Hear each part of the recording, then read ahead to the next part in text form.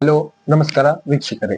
ಇಂದು ನಾವು ಬೆಳಗಾವಿ ಜಿಲ್ಲೆಯ ಸವದತ್ತಿ ತಾಲೂಕಿನ ಚಚಡಿ ಗ್ರಾಮದಲ್ಲಿ ಇಂದು ನಮ್ಮ ಭಾರತ್ ಟೈಮ್ಸ್ ಮೀಡಿಯಾ ತಂಡದ ವತಿಯಿಂದ ಗ್ರಾಮ ಪಂಚಾಯಿತಿ, ತಾಲೂಕ್ ಪಂಚಾಯಿತಿ ಹಾಗೂ ಜಿಲ್ಲಾ ಪಂಚಾಯಿತಿ 2028ರ ಚುನಾವಣಾ ಮತಕ್ಷೇತ್ರ ಕುರಿತು ಒಂದು ಪೂರ್ವಭಾವಿ ಸಮೀಕ್ಷೆ ಗ್ರೌಂಡ್ ರಿಪೋರ್ಟ್ ನಡೀತಾ ಇದೆ.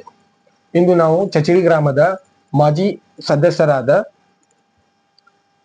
ಮಹಾಂತೇಶ್ ಗಿರ್ಜನ್ನವರ್ ಇವರ ನಮ್ಮ ವಿಶೇಷ ಸಂದರ್ಶನ ಭಾಗಿಯಾಗಿದ್ದಾರೆ. ರಾಜಕಾರಣಿ ಎಲ್ಲಿಂದ ಹೇಗೆ ಪ್ರವೇಶವಾದರು ಅವರಿಂದ ಕೇಳಿ ತಿಳ್ಕೊಣ ಬನ್ನಿ. ಸರ್ ನಮಸ್ತೆ. ಸರ್, ಸರ್, ನಿಮ್ಮ ಮಾತುಕತೆ ಮುನ್ನಡೆಸುವ ಮುಂಚೆ ಒಂದು ಕಿರಿ ಪರಿಚಯ. ಪ್ರಾಥಮಿಕ ಕೃಷಿ ಪತ್ತಿನ ಸಹಕಾರಿ ಸಂಘದ ಡೈರೆಕ್ಟರ್ ಆಗಿ ನಾನು 2001ರಿಂದ 2005ರವರೆಗೆ ಆರಿಸಿ ಬಂದಿರುತ್ತೇನೆ.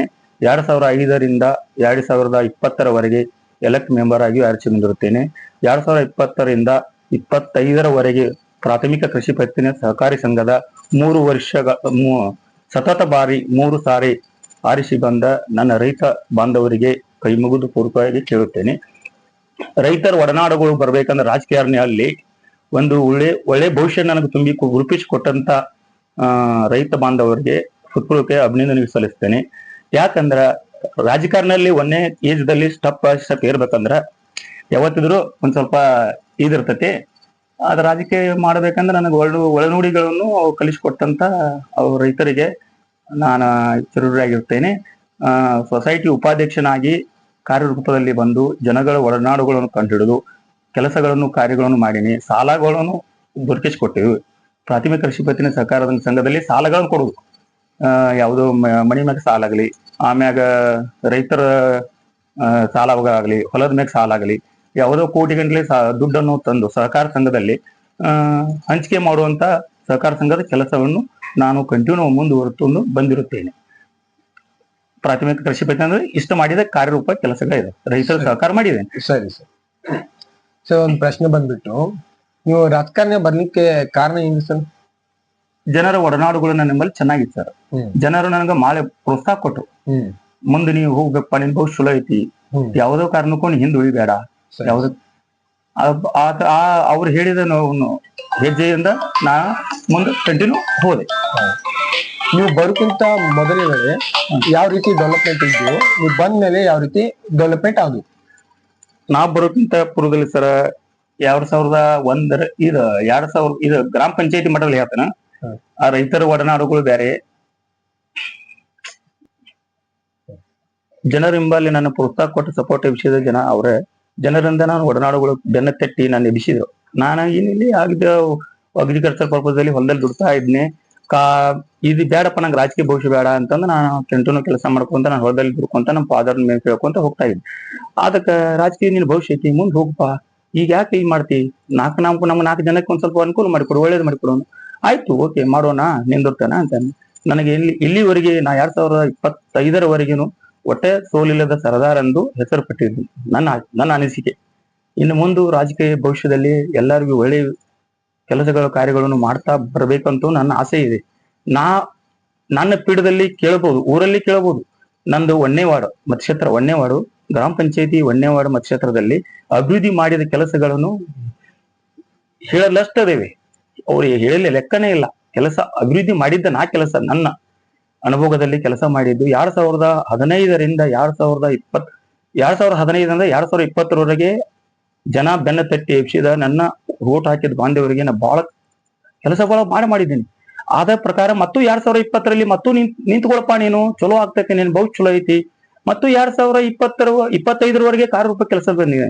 ಇನ್ನೂ ಆದ್ರೂ ಜನ ನಂಗೆ ನಿಂತ್ಕೊಲ್ಪ, ನೀನು ಬರ್ತೀಯ, ಕೆಲಸ ಮಾಡ್ತೀಯ, ನೀನು ಒಳ್ಳೆ ಭವಿಷ್ಯ ಐತಿ, ನೀನೆಲ್ಲ ಚಲೋ ಮಾಡ್ತೀಯ, ನೀ ಅಂತ ರಾಜಕಾರಣಿ ಒಳಗೆ ಮೋಸ ಇರಲ್ಲ, ಯಾವ್ದಲ್ಲ, ಯಾವ ವಂಚನೆ ಕೈಗೆ ಹಾಕವಲ್ಲ, ಏನಕ್ಕವಲ್ಲ, ಕೆಲಸಗಳನ್ನು ಮಾಡ್ತೀಯ, ನಿನಗೆ ಭವಿಷ್ಯ ಚಲೋ ಐತಿ.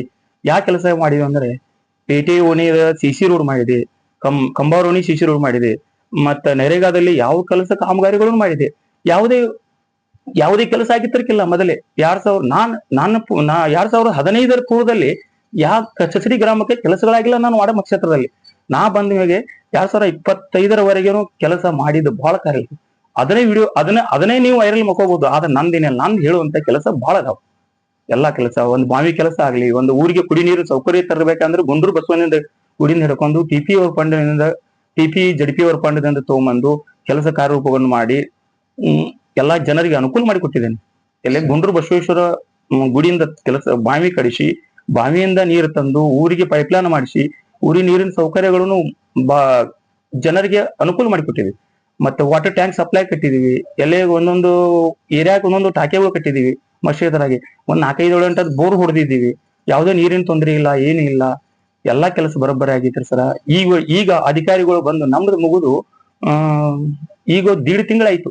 1.5 ತಿಂಗಳ ಒಳಗೆ ನನಗೆ ಕಾಮಗಾರಿನ ಕಣ್ಣಿಗೆ ಕಾಣ್ತಾ ಇಲ್ಲ. ನಾವ್ ಇದ್ದಾಗ ಒಳ್ಳೆಯಾದ್ರೆ ವರ್ಷದಲ್ಲಿ ಒಂದು 5 ಬೋರ್ ಸುತ್ತಾ ಇದೀವಿ. ಈ ಸದನ ಎಲ್ಲಿ ನೋಡಿ ಹೋಗಿದಲ್ಲೆಲ್ಲ ಆ ಬೋರ್ ಸುಟ್ಟೈತಿ, ಈ ಬೋರ್ ಸುಟ್ಟೈತಿ, ಏನ್ ಹೇಳ್ತಾರ ನಮ್ಗೆ ಗೊತ್ತಾಗ್ತಾ ಇಲ್ಲ.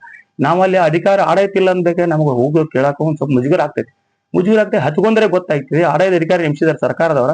ಆಡಳಿತ ಅಧಿಕಾರಿ ನಮ್ಗೆ ಯಾರು ನಮ್ಮ ಗಮನಕ್ಕೆ ಇದನ್ನ ಸೆಳೆಯೋದಲ್ಲ. ನಮ್ಮ ಮನಸ್ಸಿಗೆ ಮಾತಾಡುವಂತ ಶಕ್ತಿ ಅವ್ರ ಹತ್ತಕ್ಕಿಲ್ಲ. ಯಾರೋ ಆಡಳಿತ ಅಧಿಕಾರಿ ಬರ್ತಾರೋ, ಯಾವ್ದೋ ದುಡ್ಡು ಇರ್ತೈತಿ, ಸ್ಟಾಕ್ ಇರ್ತೈತಿ, ಅದ್ ಮಾಡ್ತಾರ ಕೆಲಸ.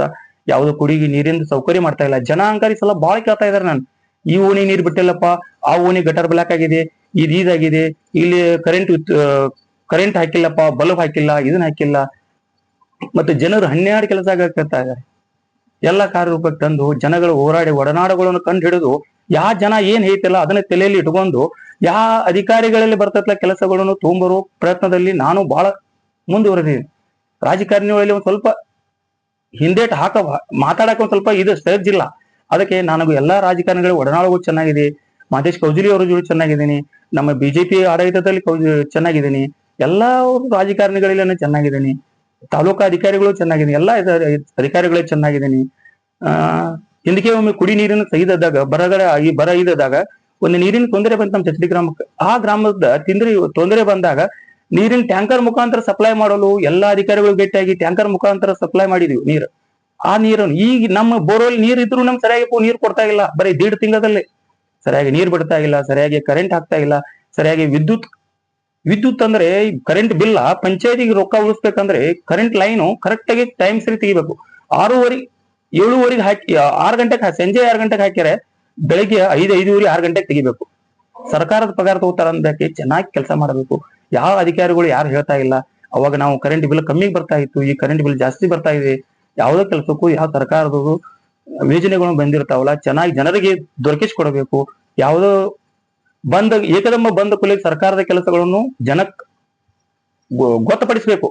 ಅದ ಏಕಕಾಲಕ್ಕೆ ಬಂದೈತಿ ಅಂತಂದು ಹೇಳಿದ್ರೆ ಯಾರು ಜನನು ಯಾರು ಇದನ್ನ ಮಾಡೋಲ್ಲ ಎಕ್ಸ್ಪೆಕ್ಟ್.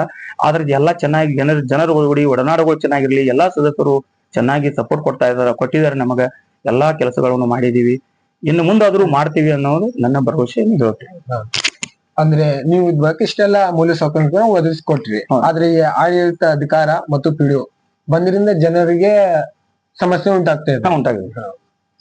ಸರಿ, ಮತ್ತ ನಿಮ್ಮ ಜನಗಳಿಗೆ ಆರಿಸಿ ತಂದಂತ ಜನಗಳಿಗೆ ಒಂದು ಕೊನೆಯ ಮಾತು ಹೇಳಿಕೆ ಏನ್ ಬಸ್ತಿ? ಜನಗಳಿಗೆ ನಾ ಇನ್ನಾದ್ರೂ ಮುಂದೆ ಕೆಲಸ ಮಾಡ್ತೀನಿ. ಜನಗಳಿಗೋಸ್ಕರ ನಾ ಪ್ರಯತ್ನ ಫಲ ಅವ್ರಿಗೆ ಜನಗಳಿಗೋಸ್ಕರ ನಾನು ಮಾಡಿ ನಿಂತೆ. ರಾಜಕಾರಣಿ ಬಂದಿದ್ದ ನನ್ ಜನ ವಿಷಯ ಆ ಜನಗಳಿಗೋಸ್ಕರ ನಾ ಏನ್ ಮಾಡಲು ಸಿದ್ಧ. ಜನ ನಮ್ಗೆ ಏನ ಕುಂದೆ ಕೊರತೆಗಳದಾವಲ್ಲ ಅವನ್ನೆಲ್ಲ ಏರೈಸ್ತೇನೆ. ನಾ ಇನ್ನು ಮುಂದಾದ್ರೂ ಕೆಲಸ ಕಂಟಿನ್ಯೂ ಕಾರ್ಯರೂಪಕ್ಕೆ ತರ್ತೇನೆ.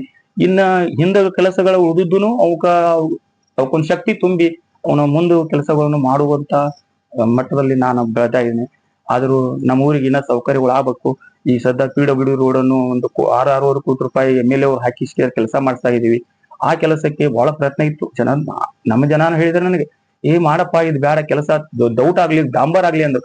5 ಕೋಟಿ 6 ಕೋಟಿ ರೂಪಾಯಿ ಮಟ್ಟ ಕೆಲಸ ಡಾಂಬರೀಕರ ಇದ್ದಕ್ಕಂತ ಕೆಲಸ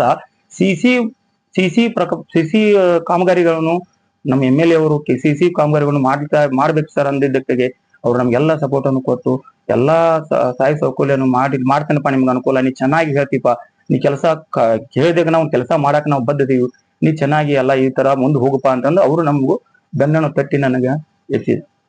ಇಲ್ಲಿವರೆಗೂ ನಿಮ್ಮ ಸಮಯನ ನಮ್ ಜೊತೆ ಕೊಟ್ಟಿದ್ದಕ್ಕೆ ಧನ್ಯವಾದಗಳು.